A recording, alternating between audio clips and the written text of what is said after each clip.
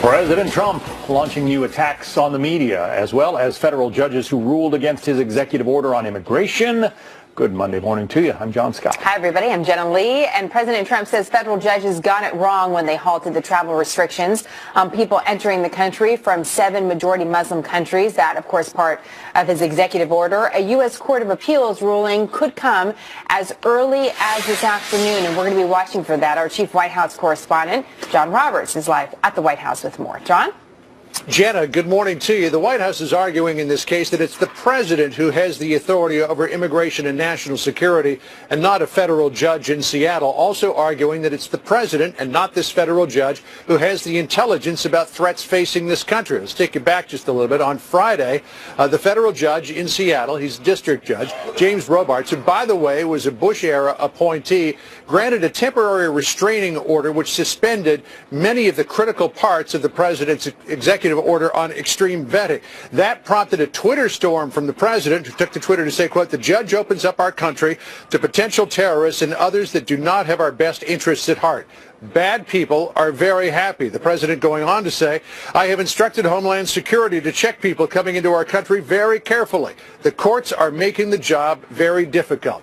Now, we've got court cases on two parallel tracks here. First of all, the Ninth Circuit is going to be taking up this issue that was filed in this case by the states of Washington and Minnesota, that the executive order on extreme vetting violates the Constitution on two fronts: the Establishment Clause of the First Amendment and the provision in the 14th Amendment for equal protection under the law. What is before the Ninth Circuit right now, though, is whether or not to lift this temporary restraining order. The Ninth Circuit refused to overturn the TRO on the weekend because it wanted more information, so it's asked the White House to file a brief today. The president also upset today over a new Opinion Research Corporation CNN poll that finds the majority of people in the United States are against his order on extreme vetting. It found 53% against, 47% for. I mean, the split's not all that big, but the president taking to Twitter to say, quote, "Any negative polls are fake news, just like the CNN, ABC, NBC polls in the election. Sorry, people want border security and extreme vetting."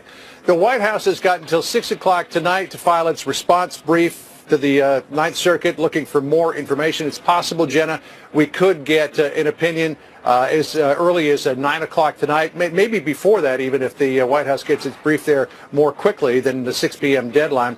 Now, we remind you that the Ninth Circuit Court of Appeals is the most liberal court of appeals in the country. So if they vote against the White House, it's likely this will end up in the Supreme Court. But if they vote in favor of the White House, it's also likely that the plaintiffs would take it to the Supreme Court as well. Judge Napolitano has been arguing all morning that the people who filed this case do not have standing because they're not the ones that would be, quote, grievously harmed by the president's extreme vetting order. So we'll find out maybe as early as today which way the Ninth Circuit goes on this. Jenna? We'll be watching for that news. John, thank you. The chaotic rollout of the president's executive order on immigration and some low approval numbers might have the administration rethinking the off-the-cuff strategy we have seen in the first days of the Trump presidency. Joining us now for more on this, Karl Rove, a former senior advisor and deputy chief of staff to George W. Bush and a Fox News contributor. Karl, you've been there in the early days of a new White House. Is this the kind of shaky start that every White House experiences? Well, every White House has, sort of bumps that they run into because you have inexperienced people in the White House. I was one, for example. But I also worked in a White House with people who had been there before, like Andy Card and Josh Bolten.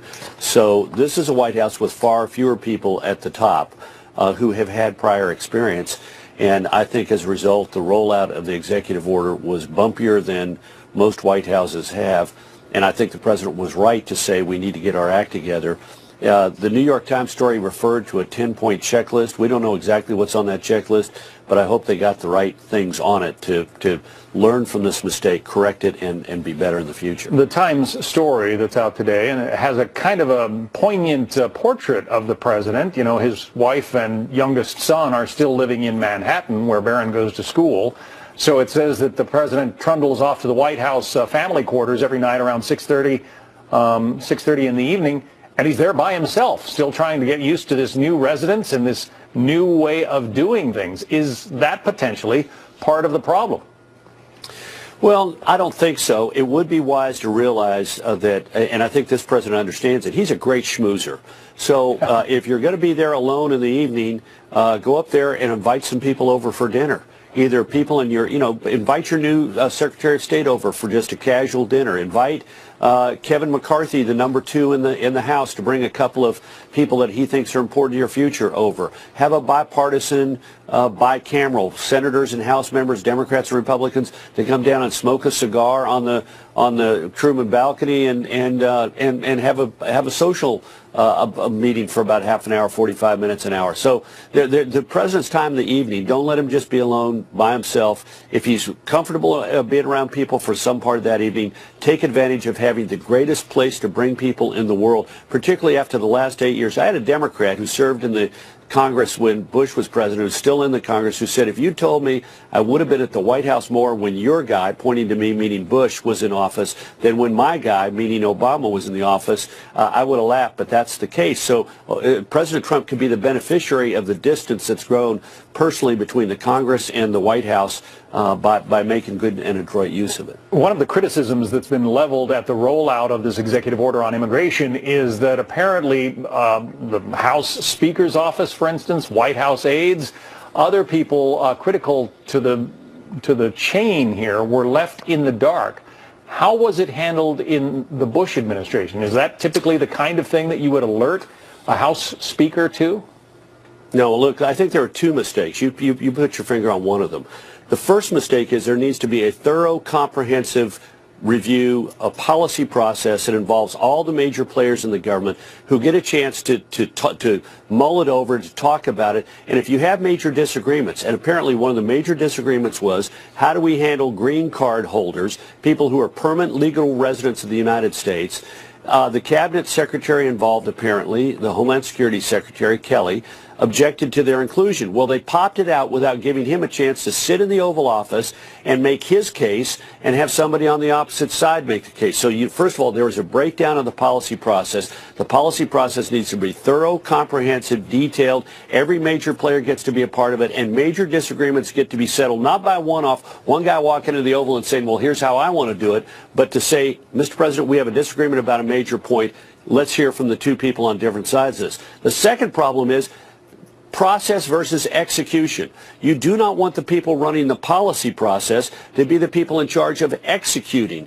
You've got the Domestic Policy Council or the National Economic Council or the National Security Council or the Homeland Security Council who ought to be in charge of executing, and part of the execution is to do what you just said. For example, you get all the efforts, all the offices inside the White House involved. Office of Legislative Affairs has to come up with a strategy. Who do we need to talk to in Congress before we do this, and when? The Office of Public Liaison says, who are the allies on the outside that we can get revved up and ready to go when we do this? The Intergovernmental Affairs says, what kind of materials do we need to have that we immediately send every governor, every major mayor, send through their organizations, and in the cases of governors, directly to their offices? And that can only be done if you have one of those councils. Domestic Policy Council for domestic stuff, National Economic for economic, National Security, International, Homeland Security should have been in charge of the execution of this. Karl Rove, who knows the inner workings of the White House well. Interesting perspective. Thank you, Karl. Thank you. Now to some other news, some new comments from President Trump on a replacement for Obamacare, with Mr. Trump telling our Bill O'Reilly a replacement, or at least parts of it, would come likely within this year, but he also left some room for the changes to come in the next year as well, and that's getting some attention. Washington correspondent James Rosen is live in our D.C. bureau with more. James? Jenna, good morning. As if recognizing the disappointment that many of his supporters could feel at the sight of him telling Bill O'Reilly that Obamacare's successor may not be unveiled until next year, President Trump then quickly added that his administration, quote, should have something proposed by the end of this year, with more to come in 2018.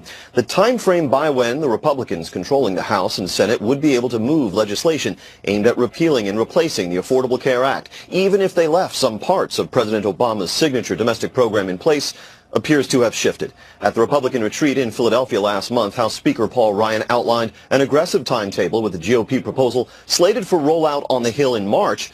Now the leader of the House Freedom Caucus, which prizes small government and deficit reduction and is eager to see repeal action sooner rather than later, has begun wondering if Republican leaders are equally committed to swift action. We believe that that needs to be the very first part of March if it's going to be March, and we need to finally vote on what ultimately will come back from the Senate. And the interesting thing is originally we were going to wait for the retreat. Now we're waiting for March. Are we going to wait for August recess? I certainly hope not. Well, we want to move ahead as quickly as we can, given the fact that Democrats continue obstructing what we're trying to do on the floor of the Senate, and so we're continuing to work on this. We have meetings on it every day and continue to work on legislation. Speaker Ryan has also sought to tamp down speculation that the GOP is looking to substitute repair for repeal and replace, telling NBC News you can't repair Obamacare. It is a collapsing law. The Congressional Budget Office has estimated 18 million Americans would lose health coverage if the Affordable Care Act were repealed without a replacement of any kind. Jenna. A lot at stake in a lot of different ways. James, thank you very much. We're going to have much more on the Obamacare replacement timetable when our political panel weighs in on the impact a delay could have on the president and the GOP. A fair and balanced debate coming up moments from now. Well, caught on camera, a fireball lights up the night sky. We'll tell you what it was and where it was spotted. Also, the president's nominee for the Supreme Court meeting with a key Democrat on Capitol Hill today, as other Democrats say Republicans stole the seat when they refused to consider President Obama's nominee. So will Democrats try to block Judge Gorsuch? Senator Feinstein a few hours from now, as he moves towards a hearing. What do you think is the most serious question he is going to have to answer for Democrats? Well, there are a number of serious questions and some not so serious questions. They can't ask about how he's going to vote on a certain question, just as you don't want judges to legislate from the bench. You don't want senators to be deciding cases from the Senate floor or the Senate committee room. But I think they should be asking him about some of the things that you expect of a good judge. Now, there's a difference between a social conservative and a judicial conservative. A judge can be both. A social conservative, for example, might be very much opposed to Roe versus Wade, the decision legalizing abortion. Might also think that that decision is absolutely wrong and should be overruled, should not have never been written. Even so, there's such a thing as allegiance to precedent. A conservative justice considers the impact of overruling a time-honored precedent might have. The decision's been with us for 45 or more years. It's not just whether it was rightly decided, but what kind of chaos would arise if you were to overrule it on a 5-4 vote.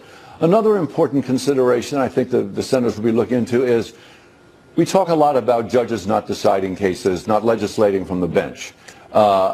Judges in a democracy should show some deference to Congress and state legislatures. Given a statute that might be constitutionally questionable, what should a judge do? Try to breathe life into it, or a stake through the heart? Well, it's interesting. They should try to breathe life into it. It's interesting that you're bringing that up, because that's one of the questions that's being asked today about the executive order and the deference of the court to the executive branch as well. Today, the other news item, we're awaiting a ruling from the Ninth Circuit Court of Appeals in San Francisco on the president executive order. It's often described as the most liberal of all those courts. There is this stay, that's this temporary suspension of the executive order right now that they're going to be ruling on. How do you think that story is impacting Neil Gorsuch? I don't think it's impacting Gorsuch really at all. He is not going to be voting on this. I do think, however, that the Ninth Circuit is not only among the more liberal circuits, it's also among the more unpredictable circuits. You have, I think, 27 judges on it, so a lot will depend on which judges consider this. I would say this, however, that if the Ninth Circuit were to deny a stay and it goes to the U.S. Supreme Court, it only takes 4 votes to grant review to a case, but it takes 5 votes to get a stay. And I don't think they're there for the administration on this. I think it'll go on for a while. I was just curious about the challenges that might be around Neil Gorsuch, even though he would not have to obviously at this time rule on this executive order, but having to go through these interviews and these, these casual conversations, if you will, on Capitol Hill, while this big national story is playing out, where you see a tension between the court and the executive branch. I was wondering, what sort of precedent that there might be for an individual having to confront these, a big story like that while in conversation with lawmakers. Well, I think there might be a lot that's said that's off the record. I think that the president's comments about the district court judge, the so-called judge, has raised eyebrows around the country and certainly within the judiciary. I think had somebody ruling against him, had a judge ruling against him, referred to Mr. Trump as a so-called president, one can only imagine the tweaks that would go out on that. I don't think that has helped.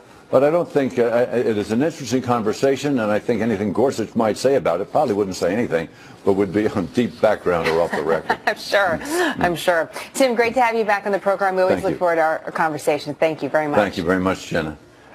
Well, quite a show in the sky for folks in one part of the country. So what is that fireball you're seeing streak across the sky there, and who got to see it? Plus, President Trump, no fan of the media. Now, one reporter might be taking his side. What he's saying about journalists and the White House. Our media panel weighs in.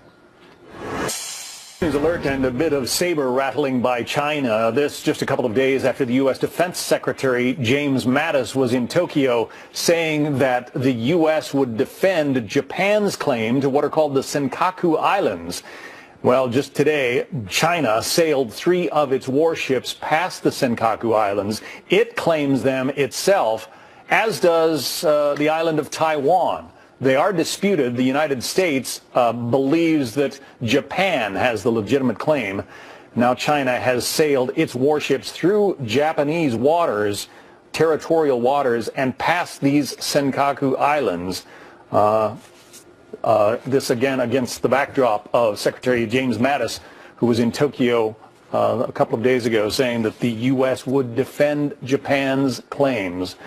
We'll certainly keep an eye on this very interesting and developing story. Well, back here at home, quite a show in the skies overnight when a meteor made an appearance. More than 100 people reported seeing the fireball just before 1:30 in the morning. Most sightings were in the Chicago area, but the meteor was also spotted across the Midwest and in Canada as well, appearing, as you can see, as a fireball, even popping up on police department dash cams and on security camera footage in case you weren't able to witness it. That would be kind of an odd sight.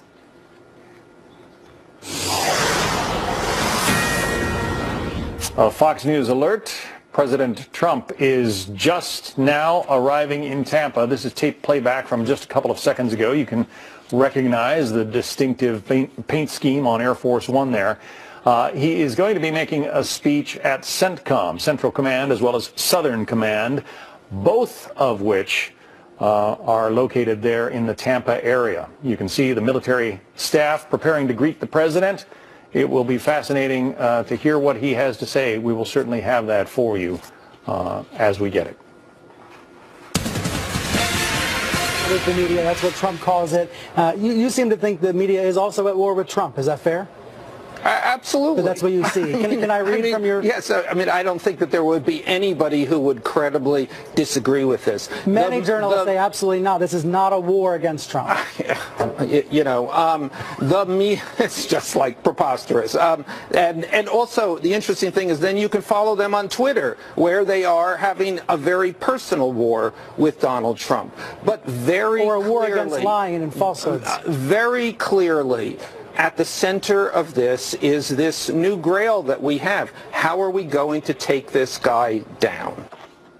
One member of the media there seeming to take President Trump's side, as Michael Wolff, a columnist for The Hollywood Reporter, says journalists seem to be overreacting and making themselves the story as they cover these early days of the Trump administration. Joining us now with their insights, Jeff Mason, White House correspondent for Reuters and president of the White House Correspondents Association, and Rich Lowry, editor of National Review. Welcome to both of you. Thank you. All right, Rich, let's start with you. That was a pretty combative appearance over the weekend on CNN. What do you think about what Michael Wolff has to say? That essentially he says the media demean themselves in trying to take down the Trump administration. Yeah, I think he's exactly right. His analysis is spot on, and newsrooms around the country would benefit from having people who share Michael Wolff's view on this and his view of what the proper role of the press is. And of course, there should be tough coverage of this White House. There should be fact-checking of the White House. All that's entirely appropriate, but the press is not the opposition party. And really, since last summer in the campaign, the press has talked itself into its role should be to stop Donald Trump. There was a brief, maybe 5-day window of introspection after Trump won against all expectations, and then the media snapped back into this extremely adversarial mode. Let me read one of the points that Michael Wolff made in a piece that he recently wrote, Jeff, and I want to get your reaction. He writes, of course, the media's inability to damage Trump leads it to try all the more. The list of attempts is long. The dossier, the tax returns, emoluments, conflicts of interest, etc. The weight of all this, the media clearly believes, ultimately brings him down. In turn, the more stuff that is piled on the Trump team believes, the more it is all diminished. Jeff, what do you think about that? Well, I think that, as I've been saying for some time now, the use of the word war with the media or war with the Trump administration is simply not our word. And I would disagree with what Rich said. I can't speak for the media writ large, but I can speak for the White House Correspondents Association and the White House correspondents that we represent. Our job is simply to do our job. And that means doing good journalism. That means checking facts. It means writing good stories. And we are advocating for their ability, our ability, to do that here at the White House. That is not a war. That is doing our work. So let me play a little bit more of that Michael Wolff appearance on Jeff Stelter's media show for you right now. Brian Stelter. Mm-hmm. Individual journalists are, in many cases, having a nervous breakdown. A good example, The New Yorker. The New Yorker has 100 years, has had one style of journalism, very detailed, very close reporting. Mm-hmm. Since the election, David Remnick, the editor of The New Yorker, has gone off in fits of bloviation, never seen in The New Yorker before. No facts, no nothing. He knows nobody in this new administration has done no reporting, and yet the world is coming to an end, in his view. Having just been corrected, Brian. Adding insult to injury there, John. Yeah. I apologize, Jeff, for confusing your name. But not at all. We look a little bit alike. That's fine. That's the joy of live television. As we watch the president getting ready to deplane from Air Force One, he will be speaking to officials at CENTCOM and SOCOM, we understand. Should have that for you live. But again, to his point, he suggests that the media simply cannot abide this Trump administration and want to dump as much as possible because they simply feel that the president and his team are not qualified. Yeah, John, I think this point is unassailable, and let me try to square the circle of what Jeff's saying and what I'm saying. I would agree with Jeff. There are a lot of good journalists, and I'm sure a lot of the folks he represents in the White House are doing really good work. But there's this haze of hysteria over what the coverage of this administration, where every other day you have some half-baked story, State Department resignations or the Russia dossier that's played like it's the end of the world. And we've just never seen coverage that is quite this harsh and confrontational. And where I think Michael Wolff is also right, the Trump administration kind of enjoys it. We are continuing to wait for the president to emerge from Air Force One. Gentlemen, if you'd be good enough to stay with us for a quick break, we'll be back with more in a moment. We expect to have those comments for you live, and we'll be seeing him emerging from Air Force One in just a moment.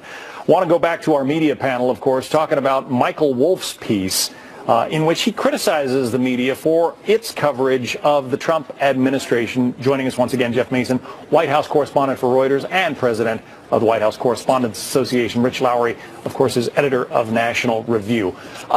Jeff, give us a sense. Are there frustrations in covering the Trump White House that you did not experience with the Obama administration? I would say to you, John, that there are always difficulties covering a new administration. And we expected the transition to be difficult.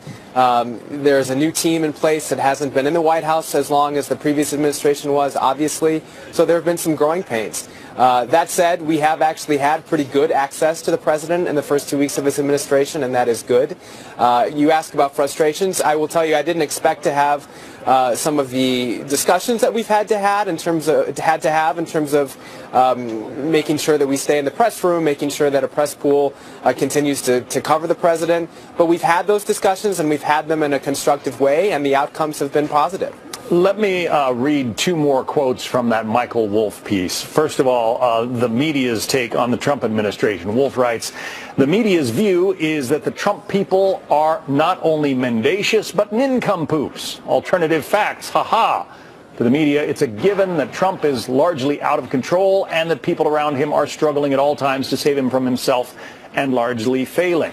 And then conversely, it is the Trump view that the media has been so wrong in its predictions and made to look, in the eyes of the public, so woeful and ludicrous that it must now double down in an effort to prove its thesis about the president and restore its honor. Jeff, I want to get your take, first of all, on those two characterizations. Is there any accuracy there at all? You know, I would go back to what I said before. It's the job of the media, it's the job of White House correspondents to report the news. And that means covering what's going on here at the White House every day, being on Air Force One with the president, you just showed those shots, and telling the stories of how a new administration is governing. I'm not going to get into describing adjectives or assigning adjectives to that coverage. I think it's important for us to do our jobs. I think that the tone that the president and his people have set is up to them. It is our job not to let that get in the way of doing the work that the First Amendment requires and guarantees us our ability and right to do. He did appeal, Rich, to people's distrust or disgust even for the media during the campaign, and as president, he seems to be continuing on that path. Yeah, well, the media needs to realize it has an enormous credibility problem. Its approval ratings and ratings for trust are completely in the tank. And I would think if I'm a reporter in the Trump years, I would want to go out of my way to be more responsible and to be more fair, to realize that maybe I'm part of a herd mentality, maybe I'm a little bit out of touch, and there should be some modesty in my coverage because of that. And Jeff's right, you know, there are reporters who behave that way, but that's not generally how the media has behaved in since the election. And the first 2 weeks, it's constant hysteria and a sense the world is coming to an end every other day. And I think it behooves our friends in the press all to take a deep breath. We just saw the president descend from Air Force One. He's now climbed into that brand new presidential limousine, the Beast as they call it, and he's off to CENTCOM to make a speech. He arrived in Washington to shake up the establishment, and he may be shaking up foreign policy. We will hear more when he speaks to the assembled military there today. Jeff Mason, president of the White House Correspondents Association, and also with Reuters, and Rich Lowry. Thank you both. Thanks, John. My pleasure. Certainly a lot to talk about today. There's escalating tensions with Iran as Tehran responds to new sanctions with a warning for the U.S. military. We have details ahead on that. Trump extending his timetable to replace Obamacare, as some Republicans signal an interest in repairing the law instead of a full repeal. Here's what the president had to say in an interview with our Bill O'Reilly. Can Americans in 2017 expect a new health care plan rolled out by the Trump administration this year? Yeah, in the process, and maybe it'll take till sometime into next year, but we are certainly going to be in the process. Very complicated. Obamacare is a disaster. You have to remember, Obamacare doesn't work. So we are putting in a wonderful plan. It's statutorily takes a while to get. We're going to be putting it in fairly soon. I think that, yes, I would like to say by the end of the year, at least the rudiments, but we should have something within the year and the following year. Within the year. What's causing the delay? Joining us now, Doug Schoen, Fox News contributor, former advisor to President Bill Clinton, and a former Bloomberg advisor as well. Brad Blakeman also with us, former deputy assistant to President George W. Bush. The president said repeal and replace when he was campaigning. Now it's going to be sort of adjusted, I guess, into next year. Is that wise, Brad? It's very wise. Look, the Democrats jammed through Obamacare without one single Republican standing behind it. And remember the quote of Nancy Pelosi, the then leader of her party in the House, who said, we've got to pass it to find out what's in it. Those days are over. This has to be deliberate. It has to be fair. It has to be a law that everybody understands the consequences, both intended and unintended. And by the way, it's generational, so it has to have bipartisan support. Slow as you go, it's a mess. We have to peel back the onion, and we have to repeal and replace it. That's what's going to be done.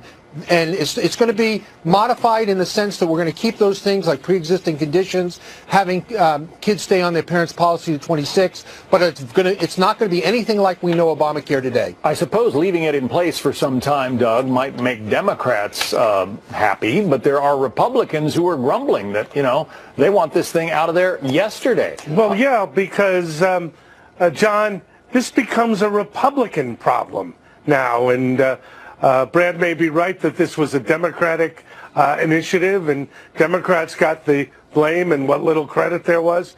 But the failure to do what they said they would do in the campaign, which is repeal and replace, I think is going to be a millstone around the Republicans' neck. There are 20 million people who could lose coverage potentially. There are insurance networks that could fall apart because of the uncertainty.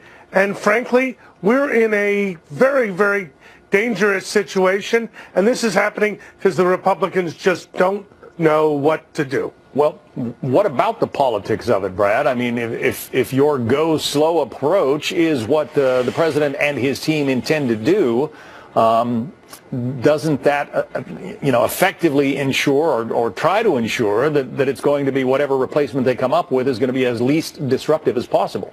That's exactly the goal, is we have to make it as least disruptive as possible. Remember, this wasn't our problem. This was a problem created by the Obama administration, and now the Republicans are going to try and get us out of a jam as a nation. Now, we have 2 years. The midterms come. If we don't have a repeal and replacement by then, it's not understood by the American people, and most importantly, appreciated by them, then it's going to be a real problem for Republicans. But there is no gun to Republicans' heads like there were to Democrats to jam something through. We've gone through that route. It doesn't work. Repeal and replacement must be done thoughtfully, and in my opinion, we must have bipartisan support for this in order for it to work properly. So, Doug, regarding the politics of it, it seems like if people are as happy with Obamacare as many Democrats say, then they are not going to mind living under it for another year or whatever it takes. The people who would be most disappointed would be the president's most ardent supporters, right? Well, I think both. I think president's ardent supporters recognize the administration hasn't effectively kept its word. And a lot of Democrats are very nervous that the tenets of Obamacare, affordable health care for all and extending coverage, as I indicated, to up to 20 million people, are at risk and at jeopardy. And indeed, if you don't have enough people in the system, the insurance networks could fall apart. So this is a very precarious situation politically and substantively. And John, I think the Democrats prefer to be in their position than the Republicans. It'll be fascinating to watch over the next year. Doug Schoen, Brad Blakeman. Thanks so much. Thank you. Well, tensions rising with Iran with new threats. Is a dangerous showdown coming? We'll go in depth ahead. Time to check out what's ahead on Outnumbered at the top of the hour. Megan and Harris, what do you have? Well, happy post-Super Bowl Monday. The legal battle is heating up over a judge blocking President Trump's immigration order. A court deadline is within hours as Mr. Trump warns, quote, if something happens, blame the judge. Is that fair? Should the courts be involved in national security issues? And the president is blaming, quote, Obama people for leaking transcripts of his calls with world leaders. Do those leakers endanger our security? All that plus our hashtag One Lucky Guy. Outnumbered at top of the hour. We can't wait. He's going to put a real hurting on you. We'll be watching. Thanks. Okay. Let's talk about Iran. Your assessment, do you think we're on a collision course, we being the United States, with that country? I think it was the worst deal I've ever seen negotiated. I think it was a deal that should have never been negotiated. Absolutely, the deal that was made by the Obama administration. I think it's a shame that we've had a deal like that and that we had to sign a deal like that. That was President Trump discussing growing tensions with Iran. It comes as Tehran responds to new sanctions with suggestions that they could destroy the U.S. Fifth Fleet. Joining us now for more, Jonathan Schanzer, the Vice President of Research at the Foundation for Defense of Democracies and former terrorism analyst at the Treasury Department in D.C. So a great person to talk to about these sanctions. Just in general, Jonathan, as you've seen the news cycle over the last several days, do you think all this heated rhetoric puts us very close to a boiling point? How are you assessing the situation? Hi, Jenna. Yeah, I don't see this as being the sort of a prelude to conflict. I think that these sanctions that were imposed on Iran were in response to a very specific event, notably a missile test, a ballistic missile test. It was actually the 12th such test since the nuclear deal was signed in 2015. The Obama administration really declined to respond to these. I think it was a weak policy on their part. The Trump administration made it very clear that they imposed those sanctions as a direct response to that missile threat, and essentially told Iran not to do it anymore, which is what the U.S. should have been doing. It's what the P5+1 should have been doing.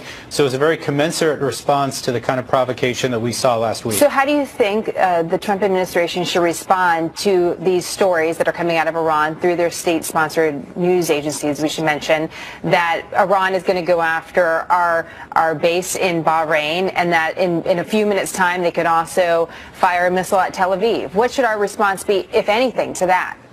Well, our response should be to continue to impose sanctions on Iran. There are so many targets that we haven't touched, many that were delisted as a result of the nuclear deal. We can certainly arm our allies in the region and make sure that they have the capacity to respond to the Iranians in the face of aggression.